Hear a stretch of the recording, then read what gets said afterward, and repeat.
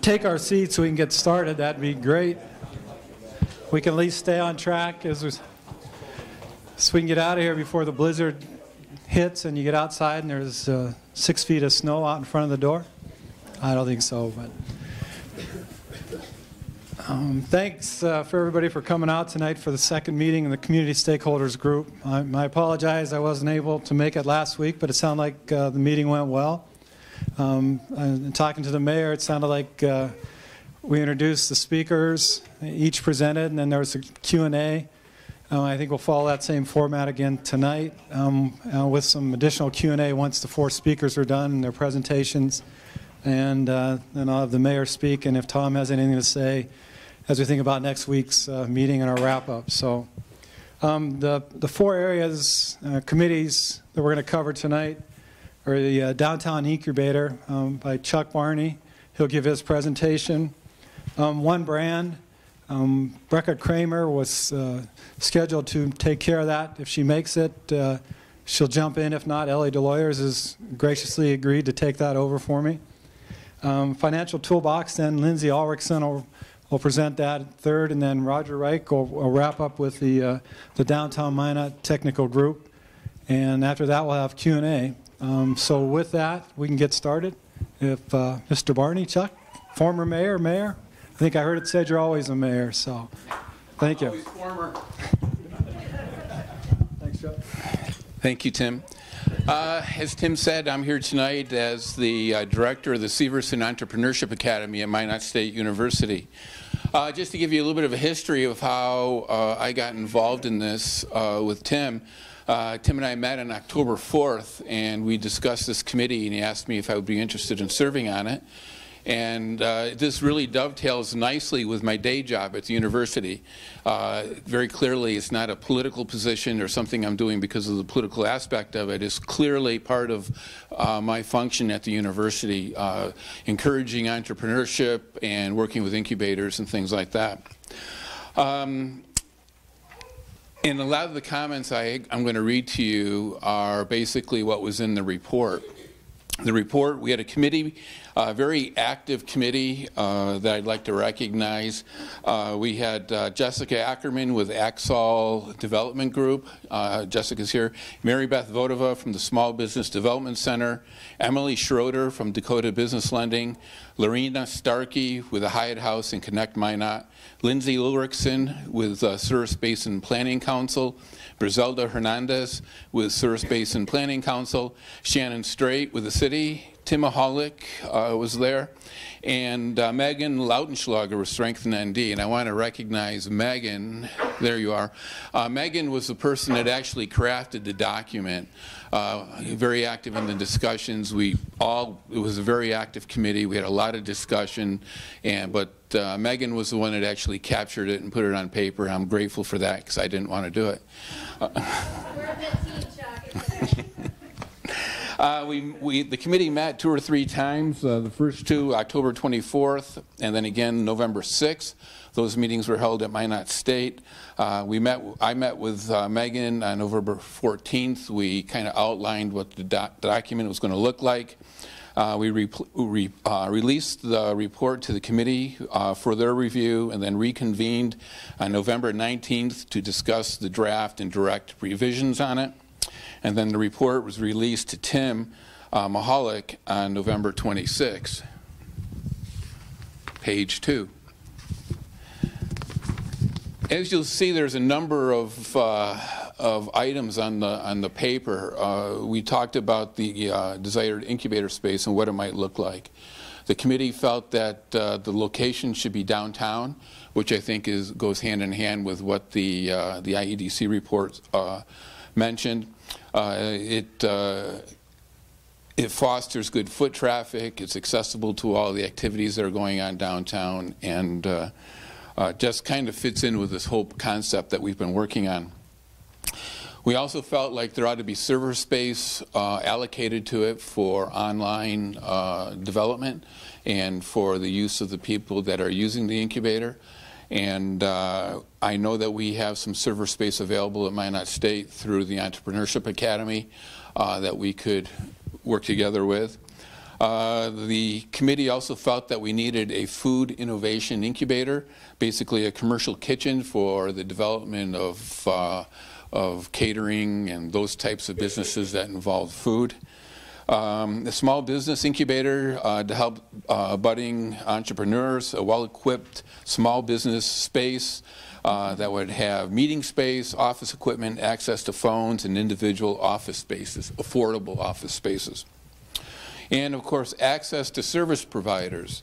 And when I say service providers, I'm talking about people that support budding entrepreneurs or startups.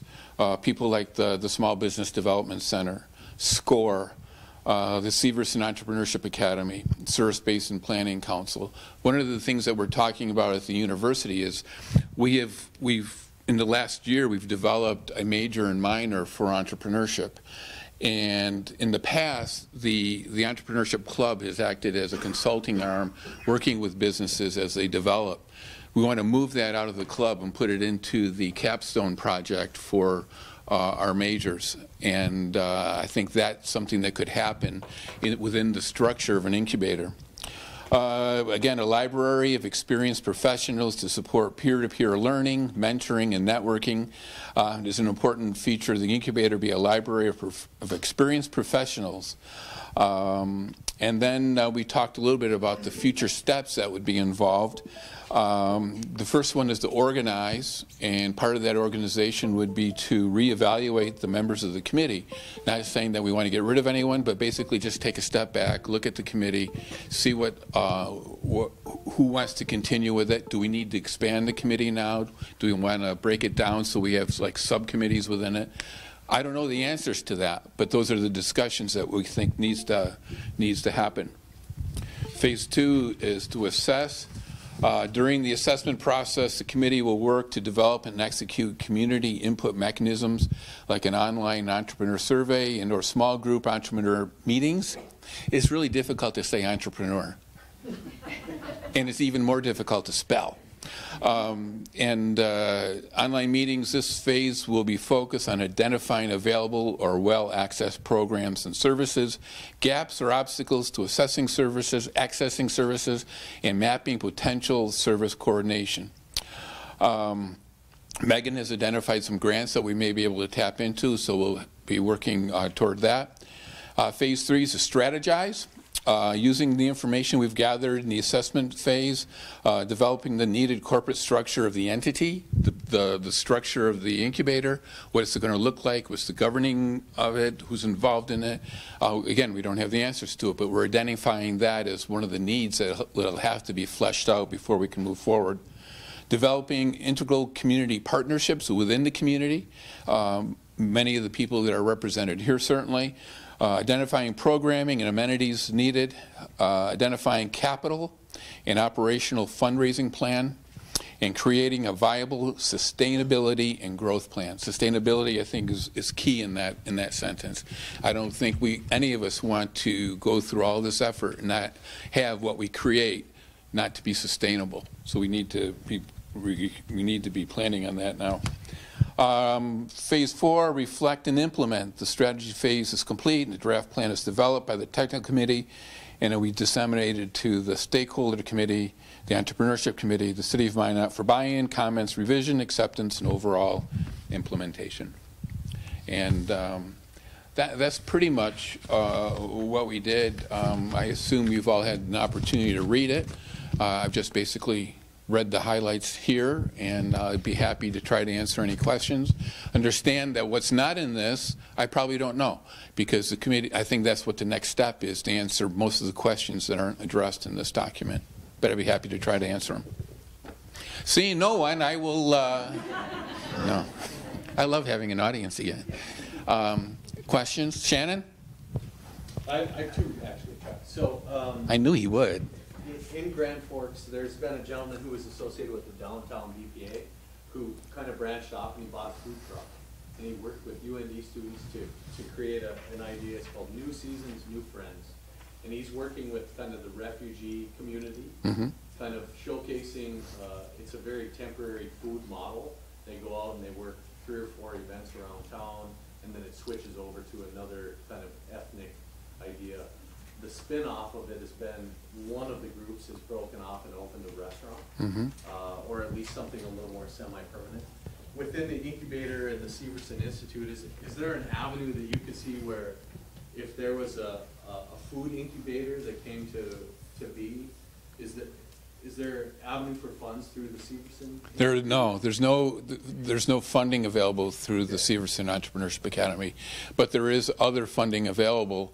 I'm sure we would be able to help them with the business plan portion of it. We'd be able to help them determine their cost, even point the business aspect of it. But Lindsay has her hand up because she's got lots of money. Sure. Oh, I don't have money, but USDA actually has a food truck incubator that is available to travel across the state. Yeah. Use for events and things like that. So that I think the last I heard it is quite underutilized. So we have an opportunity. And see, and this is why an incubator would be great. You've come up with a problem, I don't have an answer, but Lindsay right next door does. And that dynamic of being in the same location is what makes it successful. You had two questions. I think a lot of us that last week and now we're clearly talking about what we can do. What are the pitfalls that you see within the incubator? I think What are some of the finer things that we need to address? Obviously, sustainability, financial, long-term viability is a big issue, but you having kind of been in the weeds, what are we not thinking about? I don't know the easy answer to that, but I can tell you that the talent that we have in our community, I think, is really robust. The challenge is to get all of us in the same area so that we can feed off each other. And the incubator will allow that. The challenge is going to be sustainability. We need to have a place where this can happen. It's got to be financially set up so that it can be it can go on for a long time, long after I'm retired. I mean, it really has to have that type of mentality that we're not doing this just to, all right, we've got an incubator. We're doing this because the incubator is solving a problem in the community, and it needs to be sustainable, which means it's got to have some source of funding behind it somehow. I don't have the answers to what the funding is. Stephen? One question, maybe a response. One of the things that I keep coming back to is that it means it's outstanding what you're talking about, but yeah, obviously you're coming from university, an university model. Like, the question I have is, to what extent are you looking at in the incubator and even in your program, tying in other non-traditional kinds of people and programs? I'm thinking, for one thing, about the school system, getting people even before they come to Minot State, make this attractive to Minot State, to start thinking about entrepreneurship earlier on. The other community that comes to mind right away would be people through Job Corps who are transitioning out of there, who have some good skill sets, they teach culinary arts, or used to at least. And I guess that, before I answer your question, I guess one of the problems I see is, 30–40% of new businesses fail in the first year. We need to turn that around and give people a second and a third and a fourth chance and learn from those opportunities that don't work, and go back and fine tune it so they have a higher chance of working. And the old saying in Silicon Valley is that, if you haven't failed 2 or 3 times, there's something wrong. You should have gone bankrupt. You should have gone out of business. I mean, that's the way creativity really works. So one of the things I would see, one of the problems I would see with this is, we expect that people will succeed, but is that realistic? And maybe success shouldn't be measured by the first business or the first opportunity. We should have some way of supporting those people through their entrepreneurial life cycle, not just regarded as a one-term event. Anyway, so tell me how you're going to involve other groups. Well, one of the things that we're doing now and at the Academy is, we do work with, we're the host for the Marketplace for Kids. So each year we've got about 800 kids. That's fine. They're on campus, they're doing all the things they do, and it's been a lot of fun. Other areas, just today I was up at the Air Base presenting Boots to Business. And, I would say probably 1/3 of them plan on staying in Minot from that group. So they would certainly be candidates for this. And whether people fail or succeed is, I don't want to say it's separate from the mission of the incubator. The incubator there is to provide them, it's kind of like the philosophy we have in our program, is that we want to give you the skills to be successful and make good decisions. Are you going to always make good decisions with your skill set? No. But the more skills you have and more tools you have, the more likely you are going to make good decisions. Be resilient. Exactly. And hopefully you're going to be doing it in a manner where your risk isn't as high as if you just jump in with both feet. Exactly. Excellent. Thank you. Questions? John, you don't get the microphone because I know how you hog it. No, not a question, just to pick up on Alderman Straight's question, and picking up on what Lindsay had started. So for the next 2 years, we are eligible for 4 different business assistance grant programs under the USDA. 2 of them would be a food incubator, or the idea you floated, would be eligible. Now they're intensely competitive grants. And the reason, I want everybody to be clear, the reason that we only have a 2-year window is it wasn't realized that as long as we're under 50,000, we're a city eligible for these grants. We have an objective to get over 50,000, and then we'll be eligible for another whole different set of grants. But at least through 2019, 2020, if that's one of the directions the committee wants to go, one of the ideal places to really begin to buddy up and connect with is the USDA. Good. Megan. Just kind of expanding on what John was saying, there's a lot that is, I think, yet to be outlined. And certainly going after the RBAG and RBOG grants for the community kitchen are definitely within those plans. As soon as we can figure out probably where some more holes are before we just jump in. Yeah, that'll be. Thanks, John. That'll certainly be part of, I think, the committee or a subcommittee's responsibilities is to begin identifying exactly those funding sources. Any other questions? Yes? Are we having any kind of contingency plans that we don't make this 50,000? That's a question for the mayor. Everybody's shooting for, but at the end of the day, is That was fun. Would you like me to answer that one? So we've never been a city over 50,000. No, we have some ideas of which we are targeting to get there. A big piece of that is education, and we're getting a little off topic, so I'll keep it short. A big piece of it is education, so that we can count all of the Monmouth State University students, Monmouth Air Force-based people, and even Job Corps folks that work here, live here, might not otherwise necessarily see themselves as relevant to be counted because they may have their home somewhere else. So a big piece of this is going to be an education push to ensure. There's some other facets that we're still kicking around, but the big first step is education so that we make sure every person that is eligible to be counted is counted. right, I understand that, but at the end of the day, you know, if we come up 4,000, we go 449,999, we don't make that 1% or whatever. I mean, that's. Well, you have to understand that what John was talking about was one grant and one program is an example of what we can go after. So if we don't qualify for that one, we'll find others. It's very simple. David. Okay, so when I look at the small business incubator, I look at a person that might be working at a big tax accounting firm, deciding to want to go out on their own, and needing office space, telephones, all those resources that are going to be expensive. But as part of the plan, after that business starts to thrive and succeed, basically kicking them out of the nest and getting something else in there, because the whole idea is, you know, when I think of an incubator, is you're wanting to help entrepreneurs and small business owners take that first step into success, but at some point they need to move on, because if not, then there's not that opportunity for the next set of individuals to use this. I think that we're a little bit in the weeds. We don't have that level of detail built into this. But I would guess that we would take that on a case-by-case basis, depending on the needs of the individual, the type of business they're in, and at what point they're in their development, and what our occupancy is.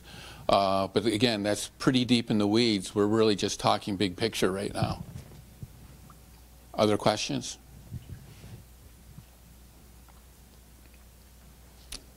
Let me ask you one more, Chuck. Sure.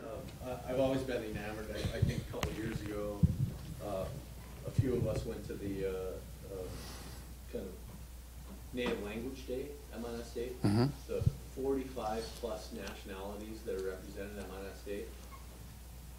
How else, because I've spoken at your class, Mm-hmm. I know you work with some of these students.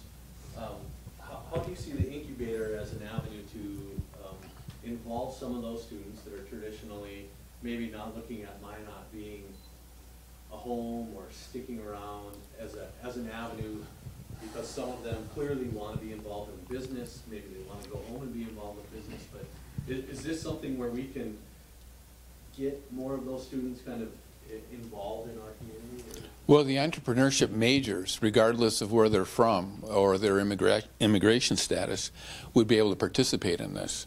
The only time that we have issues with the international students is when they get paid, because then they run into visa issues. And I'm also the College of Business's internship coordinator, so I'm always working with international students, helping them find qualifying internships that they can do off campus, and then they have to get a CPT visa, and if they've already graduated, it's an OPT visa. There's a lot of restrictions, and those restrictions have just become much more restrictive in the last year, so it's much more challenging. But they wouldn't need a visa if it's part of their class, so they would have that opportunity to do it. Now, if they wanted to be a resident, if they wanted to start a business and be involved with the incubator that way, then their immigration status it's on them. At that point, I would assume they would have permanent residency if they're staying that long in order to start a business. It's not an issue. There's like anybody. Great question.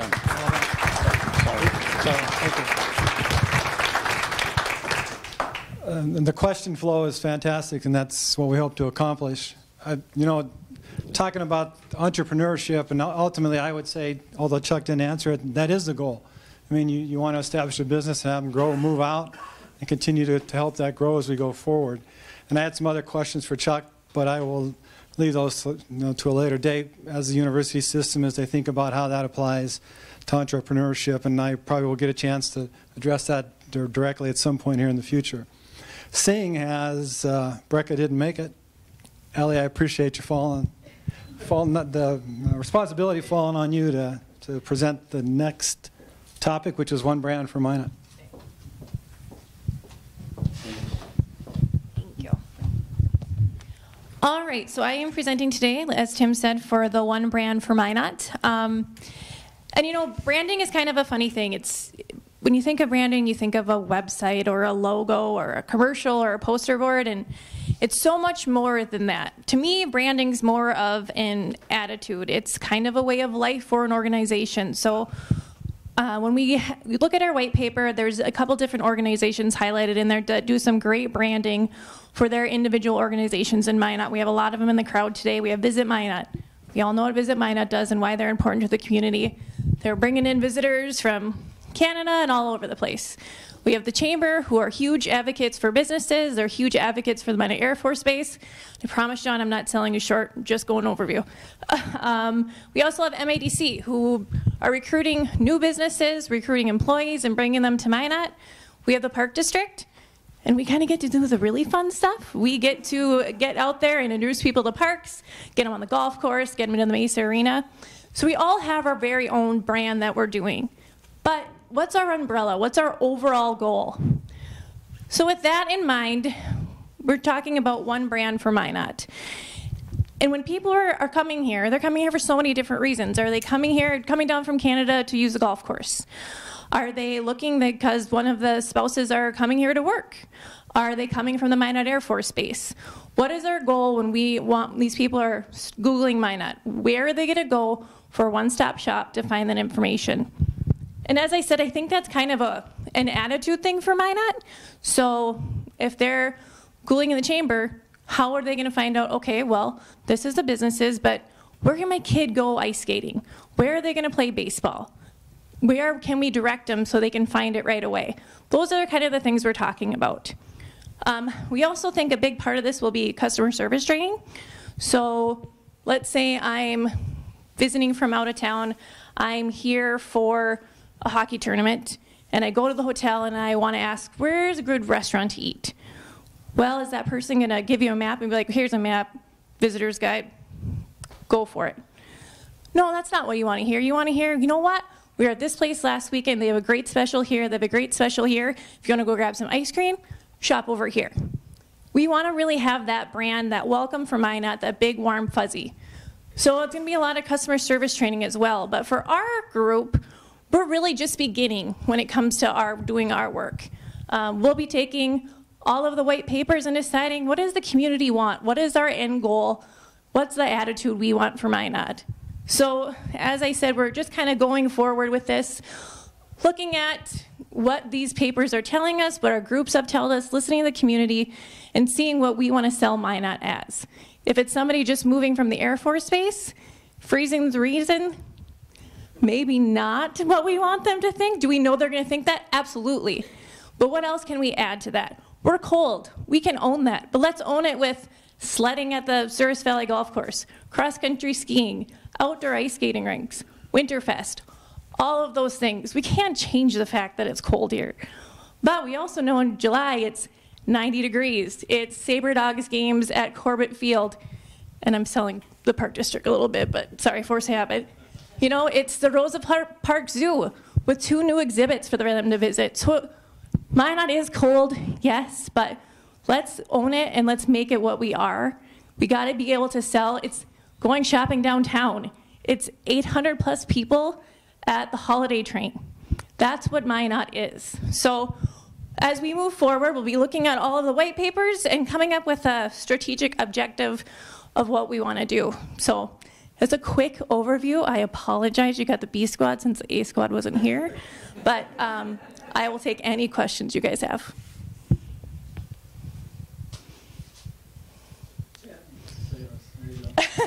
Thanks, Shannon, I appreciate that. I'm going to enter in, Ellie, from the perspective of, maybe I'm going to ask your personal opinion first. Oh, thanks. It's been a big process for everybody in the room for a long time.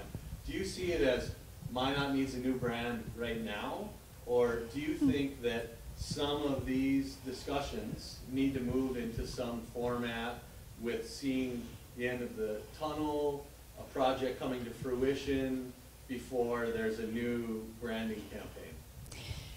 This came in last week after the discussion. Many people kind of brought up, like, there were a lot of people like, we need, I've been telling a lot of people I think there's a lot of great things happening in the city, but I can understand some other people's, like, why don't we deliver a couple new things before we rebrand Minot? So I'm curious what your opinion is. And I think there's, just from a marketing standpoint, there's never a great time to rebrand because the goal is we're always changing and we're always evolving.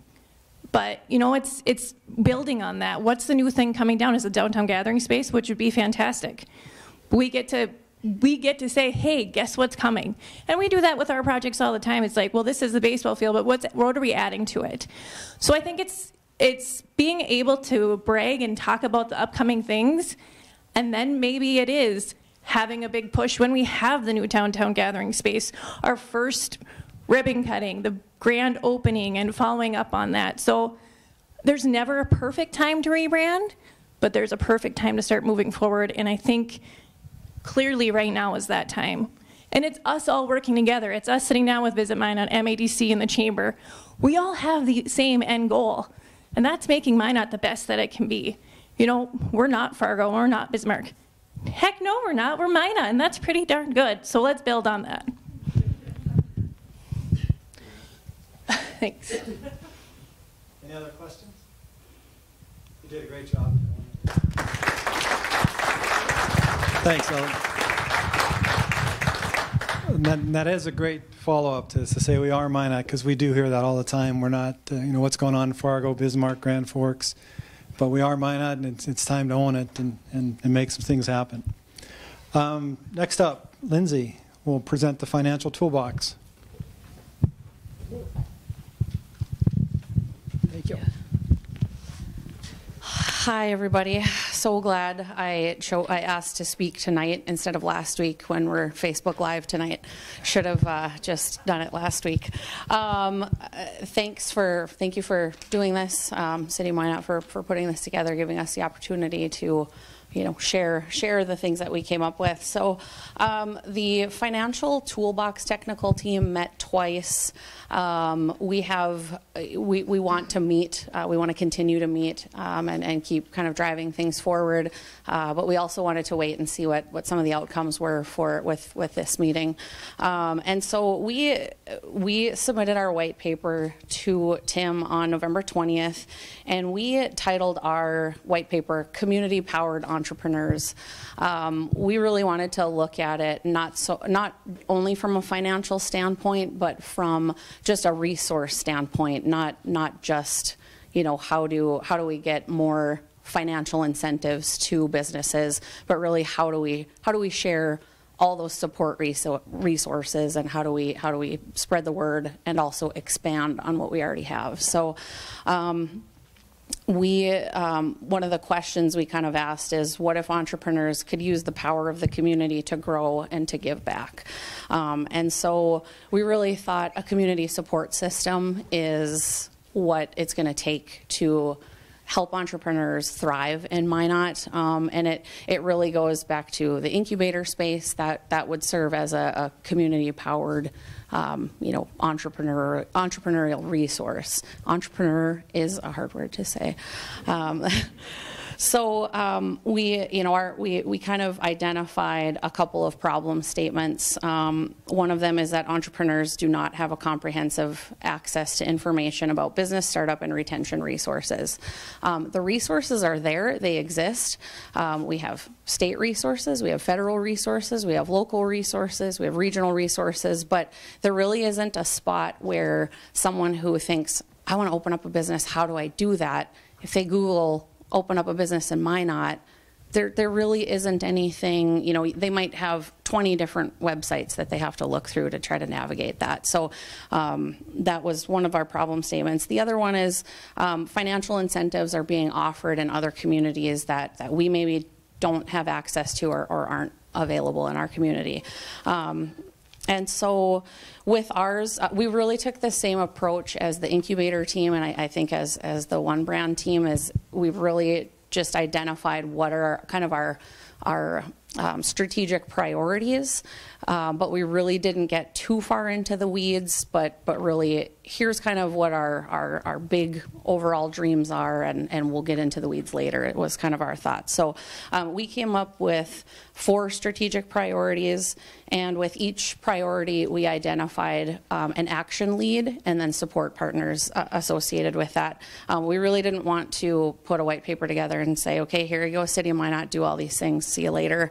We really wanted to identify who would be the best partners to lead that. So the first one, and also we talked about we talked about the incubator, and we talked about all of these different resources, and we knew there would be overlap, which we think is great because it shows the need, and it shows that the conversation on some of those needs are taking place with multiple people in multiple situations. So we like the overlap, but we tried to avoid, if we thought someone else would be taking care of it in their committee, we tried to avoid putting it in here, but there's definitely overlap. So one of our biggest discussions was, we have a lot of resources here in Minot, but maybe not everyone knows what the resources are or understands what the resources are, or what they can do. So the first one was to launch an awareness and communications campaign around our support organizations to address perception versus reality of organizations of services. I always use MADC as a really good example of what a lot of people think MADC is, or what it's supposed to be, and what they actually do, and what their mission is. So we talked with Brecca about this piece, and we wanted to identify the One Brand team as the action lead, and we did ask them permission to do that first. So we identified them as the action lead. The timeline, we said, that's ongoing. That's really an educational piece of here's what we have, here's what they do, here's what we can utilize these organizations for. And then for support partners, we listed MADC, Minot Area Chamber of Commerce, the Small Business Development Center, Visit Minot, Souris Basin, Bank of North Dakota, Dakota Business Lending, the Magic Fund, of course our local media outlets, and others. We know we're missing people in there. But we didn't, it's not a comprehensive list of those support partners. Our second priority that we identified was that it would be great if we had a flow chart for new entrepreneurs and experienced entrepreneurs, because there are those support resources for existing entrepreneurs. If they're having financial struggles, or if they're thinking about expanding and don't know if they should, is it feasible to expand right now? Is it in the business's best interest? Or succession planning. There are resources for those. I don't know that they're widely known or widely used, but there are resources. So, creating a flow chart for entrepreneurs to easily access information about what they need to support their needs. So we identified that the resources should be radically inclusive, and it should provide entrepreneurs with clear and concise information. Really, if you want to start a business, this type of business in Minot, here's some of the things to take into consideration. Here's some of your financial resources. Here's some of your support services. And then to ensure that the information is actually helpful and we're not making assumptions about what entrepreneurs need, we want to actually invite entrepreneurs to help with that process in building that resource. And so we listed Souris Basin as the lead entity on that, with, of course, support from Bank of North Dakota, Dakota Business Lending, MADC, the Chamber, the Small Business Development Center, Magic Fund, City of Minot, Minot Young Professionals, and area entrepreneurs. So that's something we see that's something we can develop. Really the only thing holding us back right now in getting that out is time. We know what a lot of the resources are. The Chamber knows what the resources are. MADC knows what the resources are. We just don't have it in an easily accessible location right now. So we definitely have that goal to get that pushed out this year. So our third strategic priority is to develop an outline of new and enhanced incentive programs and services. So really, we kind of went from the education piece of what do we already have, how can we share that information with entrepreneurs, and then how can we also expand upon that and grow that. So of course, items that we discussed to leverage further business development and create that business-friendly community, to review the Magic Fund guidelines and make recommendations on new guidelines, which the city is already in discussions about, a business improvement district, which John talked about last week, payment in lieu of taxes, tax increment financing district, a redevelopment authority, revolving loan programs, which the city and Souris Basin are taking action on already, and then a facade improvement loan program. That's kind of a need that's been identified throughout all of last year in lots of different discussions, and that's not just a Minot thing, that's a regional need. So the team wants to seek input and guidance from outside resources and other communities to see what works for them too. So we did put the action lead on this one as the City of Minot. The reason why we did that is because many of these items are going to be decision-making, they're going to be policy decision-making items, and so we put the City of Minot as the action lead, and then partners identified was Souris Basin, Bank of North Dakota, Dakota Business Lending, and MADC, and the list goes on. We all know the list goes on with that. So really, how can we provide some of that technical assistance and support to the City of Minot to get some of these things